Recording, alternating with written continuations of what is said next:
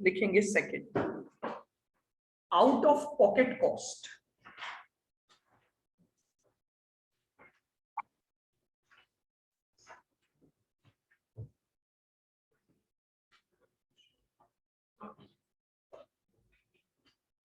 देखिए out of pocket cost नाम से ही अपने आप को डिफाइन कर रही है कि मेरी पॉकेट में से, यानी बेसिकली मैं बोलूं तो कैश में मेरे पास से कितना खर्च होगा, उसी कॉस्ट को मैं बोलूंगा आउट ऑफ पॉकेट कॉस्ट। लिखें,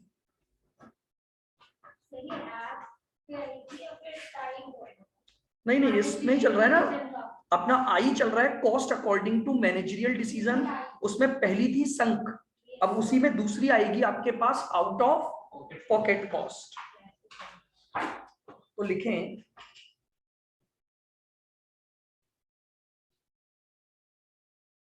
these represent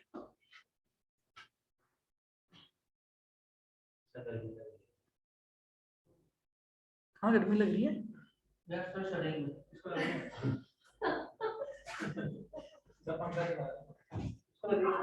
चलो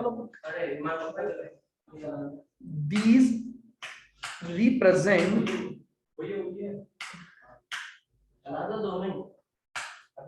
costs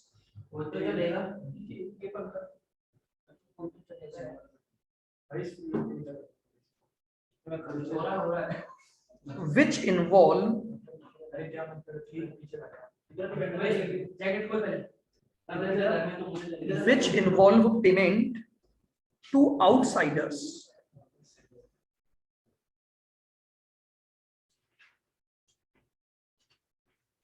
देखिए आउट ऑफ पॉकेट कॉस्ट का मतलब हो गया ये वो कॉस्ट है जो कि आउटसाइडर्स के पेमेंट को रिप्रेजेंट करेगी। जैसे मान लो फॉर एग्जांपल मैंने रॉ मटेरियल खरीदा, तो मैंने रॉ मटेरियल को रॉ मटेरियल के सप्लायर को अपने पास से क्या दिया, पैसा दिया, तो वो मेरी जेब से गया, यानी इसको अदर सेंस में मैं ये भी बोल सकता हूं कैश एक्सपेंडिचर, क्योंकि आउट ऑफ पॉकेट से अगर पैसा जा रहा है तो इसका मतलब वो हर हालत में किस में जा रहा होगा, इन फॉर्म ऑफ कैश जा रहा होगा। तो इसमें लिख दो in other words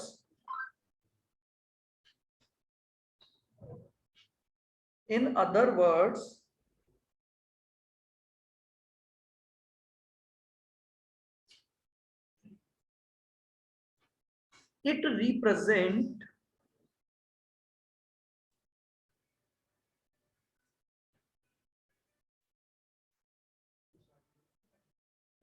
cash expenditure।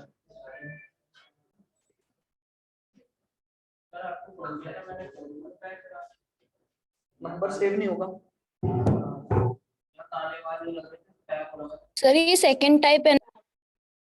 हाँ जी बिल्कुल ठीक है। तो इट रिप्रेजेंट कैश एक्सपेंडिचर, क्योंकि आउट ऑफ पॉकेट अगर कोई पैसा आपका जा रहा है तो वो प्योरली आपका किसका पार्ट होगा, कैश का होगा। Third, differential cost.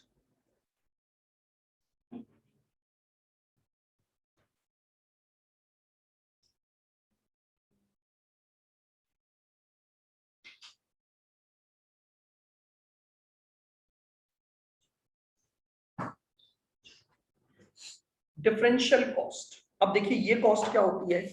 देखिए डिफरेंशियल कॉस्ट का बेसिक मतलब होता है इंक्रीमेंटल कॉस्ट। समझना, ऐसी कॉस्ट जो आउटपुट के चेंज होने या नंबर ऑफ वॉल्यूम के चेंज होने पर चेंज हो जाए। यानी अगर मैं इसी का दूसरा नाम बोलूं तो differential cost is equal two variable cost. आपको ऐसी कौन सी कॉस्ट बताई थी जो आउटपुट के साथ चेंज होती है, वेरिएबल। भाई जितनी भी वेरिएबल कॉस्ट हैं वो सभी कॉस्ट क्या होती हैं आपकी, आउटपुट से रिलेटेड होती हैं। आप अगर 10 यूनिट बनाओगे तो 10 यूनिट के बराबर लगेगी, 20 यूनिट बनाओगे तो 20 यूनिट के बराबर लगेगी। अब डिफरेंशियल कॉस्ट की पहले डेफिनेशन लिखो, फिर हम इसको समझते हैं। लिखो,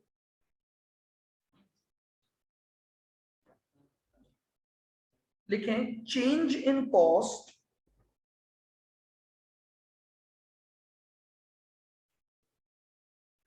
due to change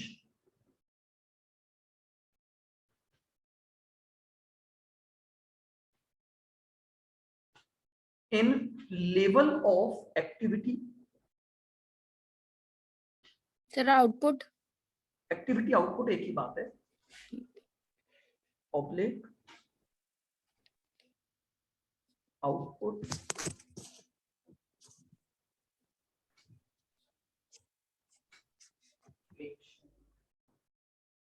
oblique pattern या मेथड ऑफ प्रोडक्शन।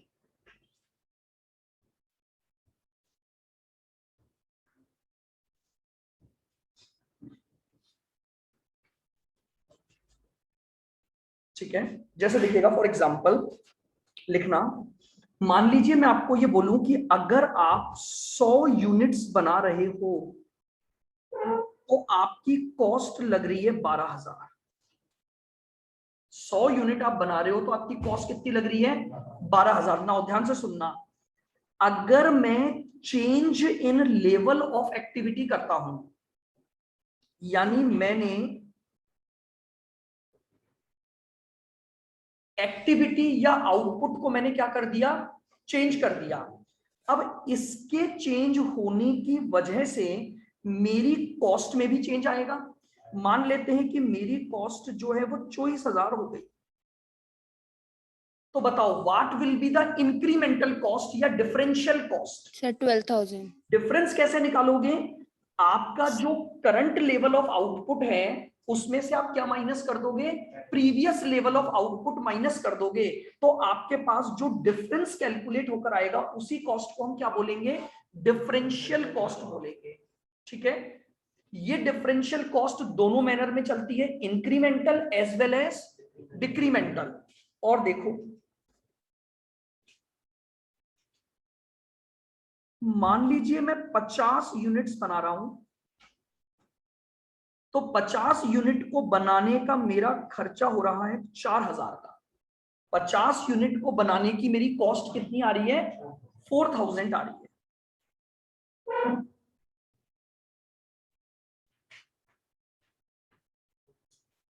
अब मैंने यूनिट्स को कम कर दिया, यानी मेरा अगला जो लेवल आया प्रोडक्शन का वो क्या आया? 30 यूनिट बनाऊंगा। तो बताओ, अब यहां पर मैं निकाल रहा हूं कि मेरी कॉस्ट कितनी लगेगी? 2400। 2400 रुपए। तो बताओ, अगर अब मैं आपसे पूछूं what will be the differential cost?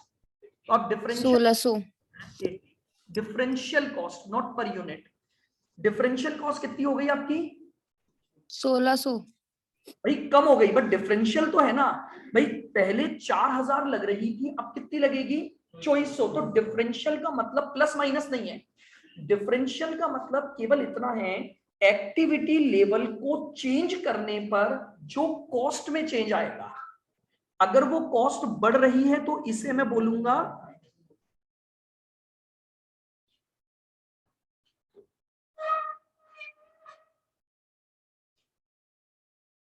Incremental differential cost.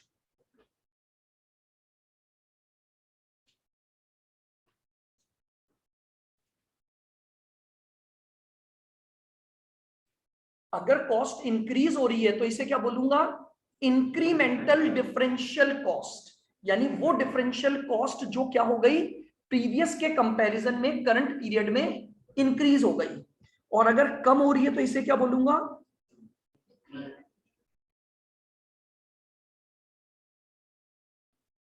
Sir अगर आउटपुट डिक्रीज हो रहा है तो उसे डिक्रीमेंटल बोलेंगे।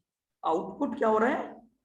आउटपुट डिक्रीज हो रहा है ना। नहीं चल रहे हैं, अपन कॉस्ट पढ़ रहे हैं, कॉस्ट पर देखो आप, नॉट रिलेटेड। मैं तो सिर्फ ये बोल रहा हूं, अगर कॉस्ट में प्रीवियस लेवल के कंपैरिजन में इंक्रीज हो रहा है तो it will be called incremental cost, और अगर कॉस्ट में डिक्रीज हो रहा है तो it will be called decremental cost.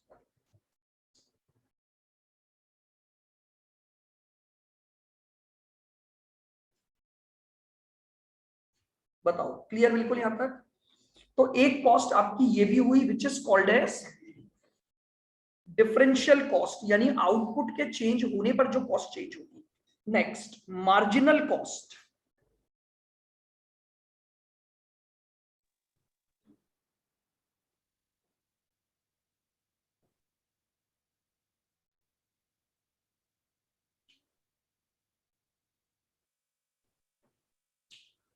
पढ़ा है मार्जिनल कॉस्ट का कॉन्सेप्ट इकोनॉमिक्स में? क्या होता है बताओ सर हाँ, एडिशनल कॉस्ट जो लगती है ना, वो एक यूनिट से बढ़ा दें तो यानी कॉस्ट जितने से बढ़ जाएगी वो क्या कहलाती है, उसकी मार्जिनल कॉस्ट कहलाती है। ठीक है, लिखें।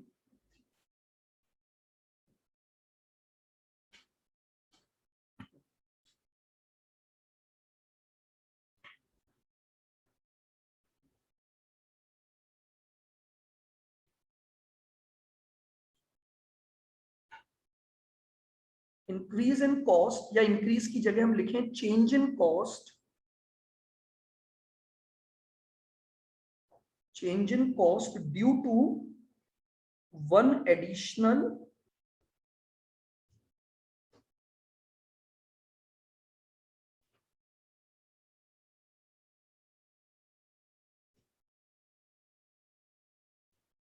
Unit of output. यानी अगर हम एक एडिशनल यूनिट की बात करें कि अगर एक एडिशनल यूनिट हम बना रहे हैं तो कॉस्ट में जो चेंज आएगा उसको हम क्या बोलेंगे, मार्जिनल कॉस्ट बोलेंगे। Marginal cost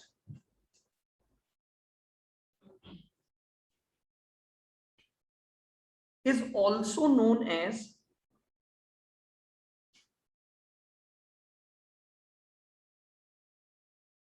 variable cost. ये हम ऑलरेडी डिस्कस कर चुके हैं। आप सोचो, एक यूनिट अगर बढ़ेगी तो क्या फिक्स कॉस्ट कभी चेंज होगी क्या? मान लो आपने यूनिट बनाई 10 से 11, तो क्या फिक्स कॉस्ट में चेंज आएगा? फिक्स कॉस्ट तो सेम रहेगी। जितनी फिक्स कॉस्ट 10 यूनिट पर लग रही थी उतनी ही फिक्स कॉस्ट कितने पर लगेगी, 11 पर। लेकिन चेंज कौन सी कॉस्ट में आएगा, वेरिएबल में।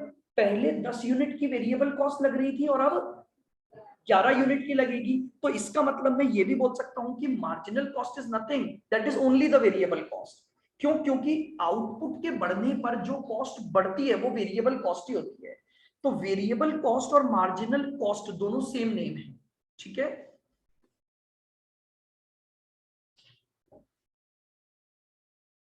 चलें आगे। लिखें next opportunity cost.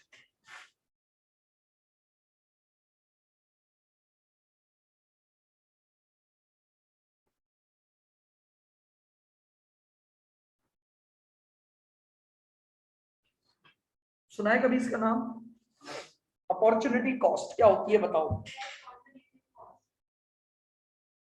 Sir next best alternative. बोलो।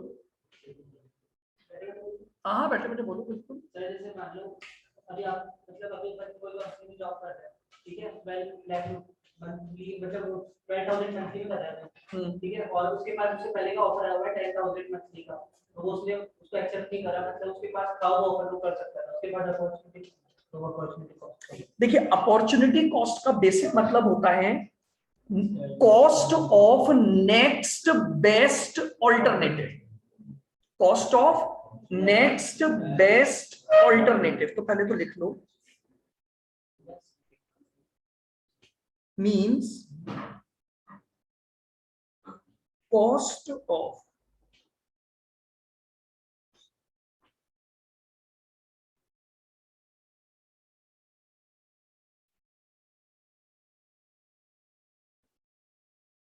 ऑल्टरनेटिव और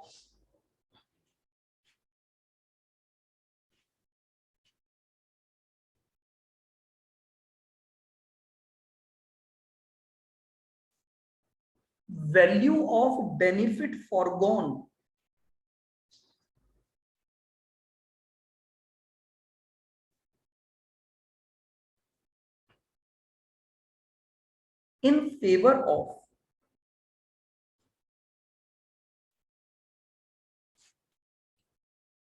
in favor of another alternative।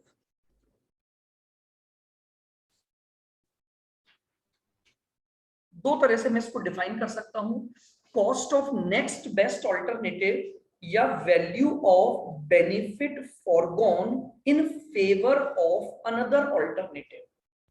चलिए जरा एग्जांपल से हम इसको समझते हैं। देखो सर 1 मिनट स्क्रॉल अप कर दो, ये मार्जिनल कॉस्ट।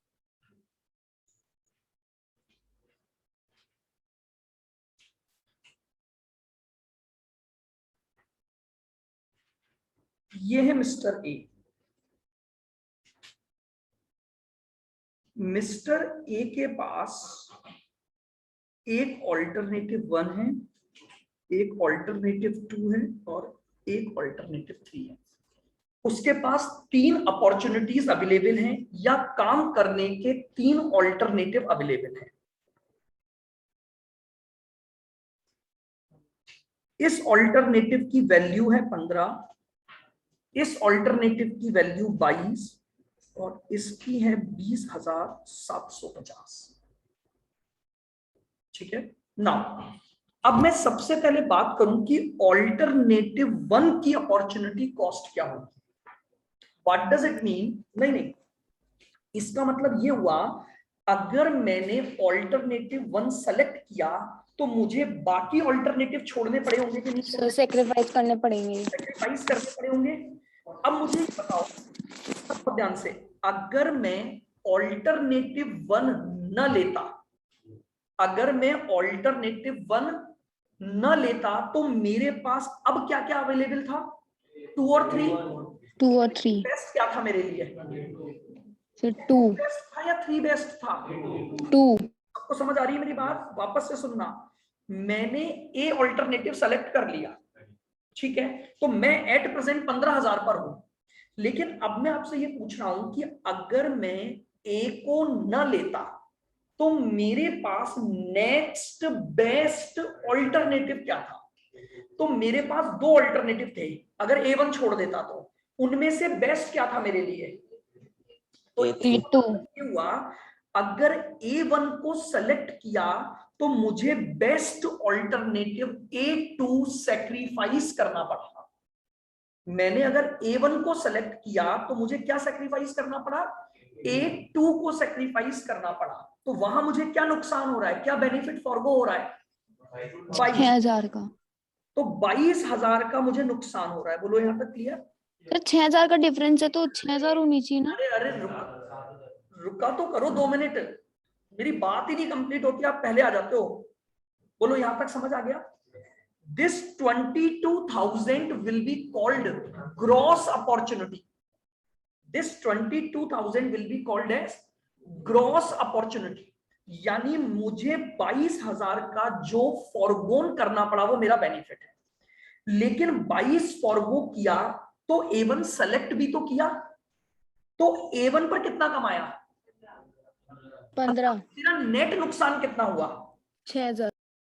अभी भी गलत बोल रहे हो, 6 नहीं होता सर 7 सॉरी 7,000 मेरी नेट अपॉर्चुनिटी कॉस्ट।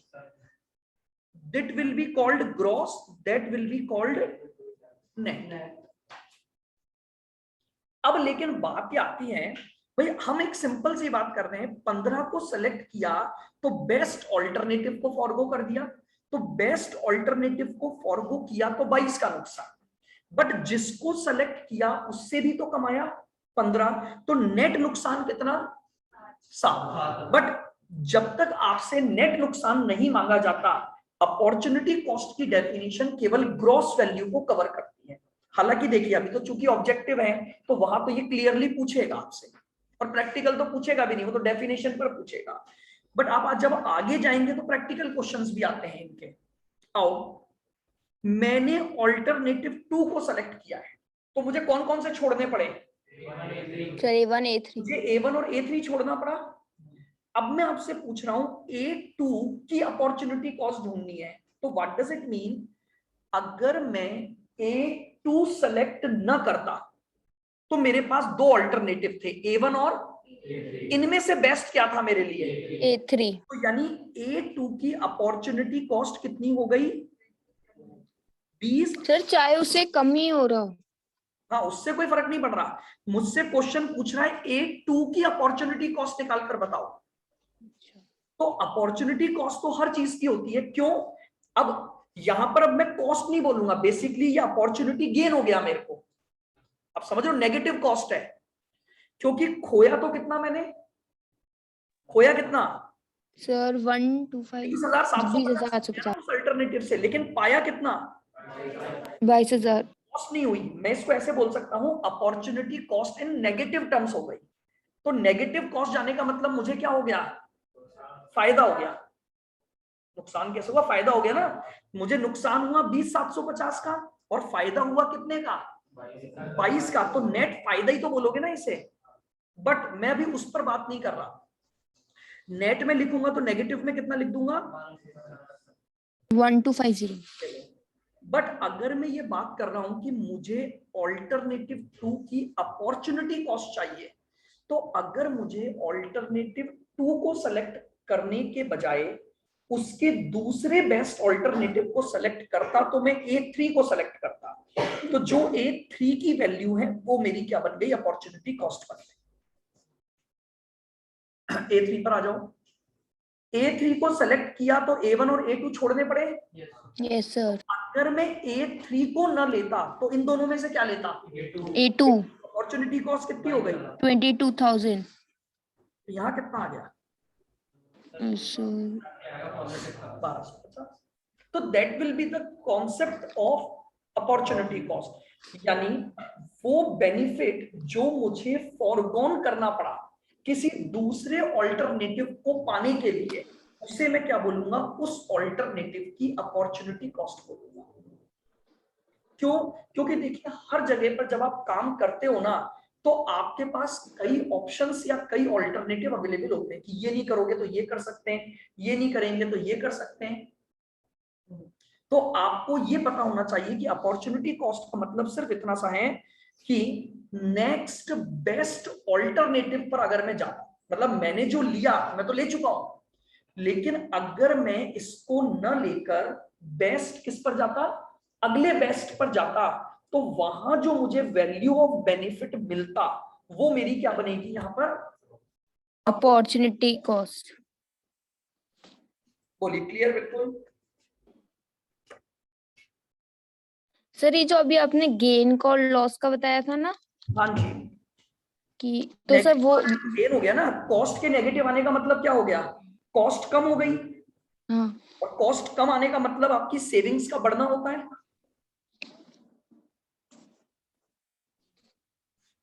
तो बस उसको मैंने गेन बोल दिया। देखो और देखना,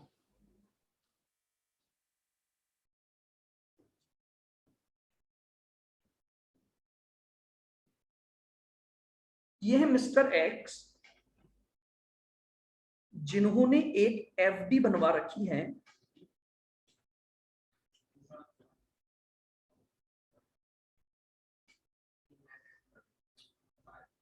15 लाख एट द रेट 7.5।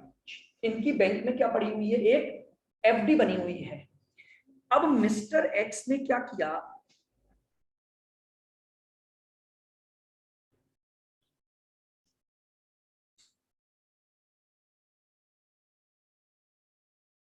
एक बिजनेस स्टार्ट किया और ये एफडी का जो पैसा था वो विड्रॉ कर लिया, और एफडी का पैसा विथड्रॉ करके, ध्यान से सुनना, उन्होंने बिजनेस में लगा दिया।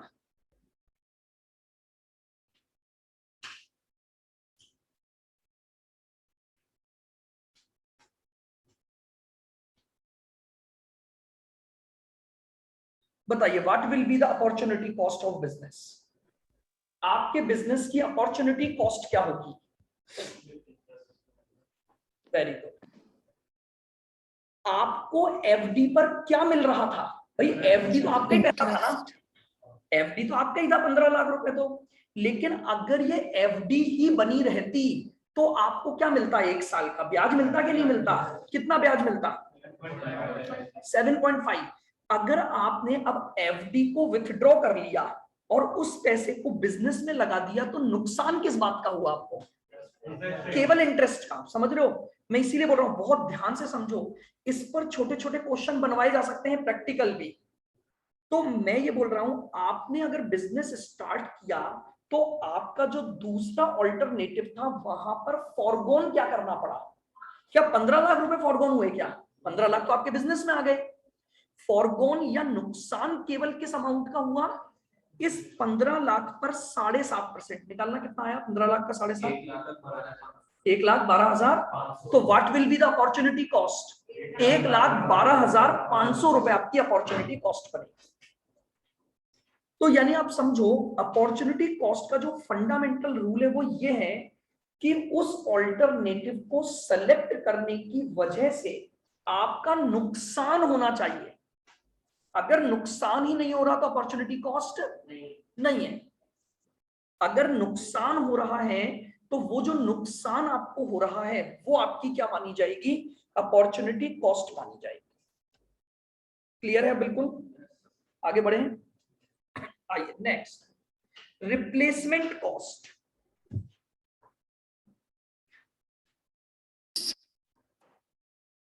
सर हाँ जी, सर फिर ये जो अपना जो था ना, आपने जैसे A2 चूज किया, तो A2 का जो बेस्ट नेक्स्ट ऑल्टरनेटिव है वो तो 20,750 है ना? हाँ बोलो। तो सर इसमें तो फिर आपने बोला ना कि नुकसान जो हो रहा है वही उसी का पॉजिटिव कॉस्ट है, तो इसमें तो जैसे माइनस में, मतलब अपन प्रॉफिट में ही रहे कि यहाँ अपन ने आप क्या? तो नेट बेसिस पर देख रहे हो ना, मैंने मेरी पहली वाली अच्छा, लाइन को भी तो याद करो, ग्रॉस वैल्यू देखो। ग्रॉस बोला था, हाँ। हाँ जी, हमें ग्रॉस पे लगाना होता है। तो मतलब सेकेंड वाले केस में अपन बोल सकते हैं कि पॉजिटिव कॉस्ट नहीं है? हाँ, अपॉर्चुनिटी कॉस्ट नेगेटिव है हमारी। अच्छा ठीक है। आइए, रिप्लेसमेंट कॉस्ट क्या होती है? Replacement cost, sir depreciation. Depreciation is replacement cost ना। सर मतलब वो पूरा उसको ओवरऑल रिमूव कर देते हैं ना रिप्लेसमेंट कॉस्ट मशीन की के। मीनिंग बताओ ना। हाँ, आप अगर किसी भी कमोडिटी को, किसी भी असेट को, रॉ मटेरियल को, लेबर को, आप किसी को भी अगर आज रिप्लेस करते हो, आपके बिजनेस में आज जो कॉस्ट लग रही है, अगर आप आज उसको क्या करते हो? रिप्लेस करते हो, तो आपको क्या देना पड़ेगा? उसे हम बोलेंगे उसकी रिप्लेसमेंट कॉस्ट। फॉर एग्जाम्पल, मान लो मैं ये प्रोजेक्टर खरीद के लाया, तो ये 40,000 में प्रोजेक्टर आया, लेकिन ये खरीदा था आज से 1 साल 1.5 साल पहले। अब मैं बोल रहा हूं कि अगर आज मैं वापस से ये प्रोजेक्टर मार्केट में लेने जाऊं, तो आज मुझे ये प्रोजेक्टर जितने में अवेलेबल हो जाएगा, यानी मैं कर नहीं रहा हूं, ये सिर्फ एक हाइपोथेटिकल कॉन्सेप्ट है, मैं रिप्लेस कर नहीं रहा हूं, लेकिन मैं ये ढूंढ रहा हूं कि अगर मैं इस प्रोजेक्टर को आज नए प्रोजेक्टर से रिप्लेस कर दूं, तो मुझे आज कितना खर्चा करना पड़ेगा। और सोचो, मैंने अपने यहां पर मान लो गरिमा को एज एन एम्प्लॉय रख रखा है, और मैं इसे 25,000 रुपए की सैलरी दे रहा हूं, ठीक है। अब मैं ये देखना चाहता हूं कि गरिमा के रिप्लेसमेंट की कॉस्ट क्या हो, यानी लेबर के रिप्लेसमेंट की। तो मैं क्या करूंगा? मैं ये देखूंगा कि जिस तरह का वर्क गरिमा मेरे लिए कर रही है, अगर उसी तरह के वर्क के लिए आज लेबर को मार्केट में लेने जाऊं, इसको रिप्लेस कर नहीं रहा हूं मैं, समझना, मैं रिप्लेस करता नहीं हूं, ये कॉस्ट केवल हाइपोथिकेशन पर बेस्ड है। हाइपोथेटिक, बस केवल सोच रहे हैं, कल्पना कर रहे हैं कि गरिमा मुझे जो सर्विसेज दे रही है, अगर उसी तरह की सर्विसेज के लिए आज मैं रिया को मान लो अपॉइंट करूं, तो रिया मुझे कितने में अवेलेबल हो जाएगी? कितने में ये मेरे लिए काम, ज्यादा क्यों, कम भी हो सकता है। इन डेवलपिंग कंट्रीज तो बेरोजगारी बहुत ज्यादा है, अनएम्प्लॉयमेंट। हो सकता है रिया बोले सर मुझे अपॉइंट कर लो, गरिमा 25 ले रही है, मैं 20 में ही करने को एग्री हूं। बिल्कुल है, यहां पर तो इन इंडिया तो आपको ऐसा बिल्कुल मिलेगा। आप अगर एक जॉब अपॉर्चुनिटी लोगे ना, तो अगर आप ऐड दोगे कि भैया अभी 8% गरिमा को मैं 25 दे रहा हूं, मेरे पास कई सालों से है, बट मे बी पॉसिबल कि आज मुझे ड्यू टू द अनएम्प्लॉयमेंट मुझे रिया कितने में मिल जाए? 20,000 पर एग्री हो जाए काम करने को। हो सकता है ईशा बोले मैं तो 12 में आ जाऊंगा, बेरोजगारी है, मैं तो खाली बैठा हूं सालों से, समझ रहे हो? तो बेसिक, चलिए सुनो सुनो, तो मेरी बात समझना, तो रिप्लेसमेंट कॉस्ट का मतलब सिर्फ इतना सा होता है कि अगर मैं आज उसे रिप्लेस करूं, तो मेरे को आज क्या खर्चा करना पड़ेगा। ये बहुत बड़ा हाइपोथेटिकल कॉन्सेप्ट है, क्योंकि एक्चुअली में हम कभी निकाल ही नहीं सकते। हम अपनी कंट्री में रहकर अगर आज मैं किसी चीज की रिप्लेसमेंट कॉस्ट ढूंढूं, तो नहीं मिल सकती, बहुत मुश्किल है इसको ढूंढना। आप किसी भी चीज को डालो, आप उसकी रिप्लेसमेंट, हाँ चलो फॉर एग्जांपल एक अपन मटेरियल वगैरह की बात करें, बट उसमें भी जानते हो क्या होता है, due to the tough competition आपको अलग अलग प्राइसेस मिलेगी। समझो एक एग्जैक्ट रिप्लेसमेंट नहीं, आज मान लो आप एक मोबाइल लेकर आए, आप ढूंढो कि यार मैं इस मोबाइल की रिप्लेसमेंट कॉस्ट, आप उसको अलग अलग दुकानों पर पूछने जाओगे ना, तो आपको वहीं पर भी 200 रुपए 400 रुपए का वेरिएशन तो मिल जाएगा। और ऑनलाइन ट्रेडिंग है तो लेबर में सबसे ज्यादा मिलता है ये, ड्यू टू अनएम्प्लॉयमेंट। जब हम सीए कर रहे थे ना, आज से बहुत साल पहले, भाई मेरा सीए हुआ था 2005 में, तो मैं कर रहा था, यानी उससे भी 3 साल पहले चले जाओ। हाँ, फाइनल एक एक कर ग्रुप करके निकले और विदाउट एनी ट्यूशन। नहीं, उस समय मतलब अगर फर्स्ट अटेम्प्ट निकालोगे तो 3.5 से 4 साल लगते थे, 4 साल में हो जाता था सर कंप्लीट। कट ऑफ इतनी रहती थी? कट ऑफ कितनी? जैसे अभी रह रही है ना, ना। 2 या 3%। जब फाउंडेशन का एग्जाम दिया था ना, तो उस समय पिछले 5 सालों का सबसे हाईएस्ट परसेंटेज गया था, और वो था 7%। फाउंडेशन का रिजल्ट उस समय जाता था मुश्किल से 5 से लेकर 12% के बीच में, सीए फाउंडेशन का, और फाइनल का जाता था 1.5 से 2% रिजल्ट के बाद। जिस टाइम पर मैं सीए कर रहा था उस समय, यानी जब मैंने फाउंडेशन दिया था ना, उस अटेम्प्ट में सीए फाइनल का रिजल्ट आया था 1.35%। आज तो बहुत आता है, आज तो मतलब आप ये देख लो 30% 40% रिजल्ट आता है। हाँ, ट्यूशंस हो गई, हमारे टाइम तो ट्यूशंस भी नहीं थी, टीचर्स कहाँ थे, सेल्फ पढ़ो जो पढ़ना है, एक दो टीचर्स थे बस। और उन टीचरों के लिए भी क्या था, पहले मुझे रोकना पड़ेगा रिकॉर्डिंग।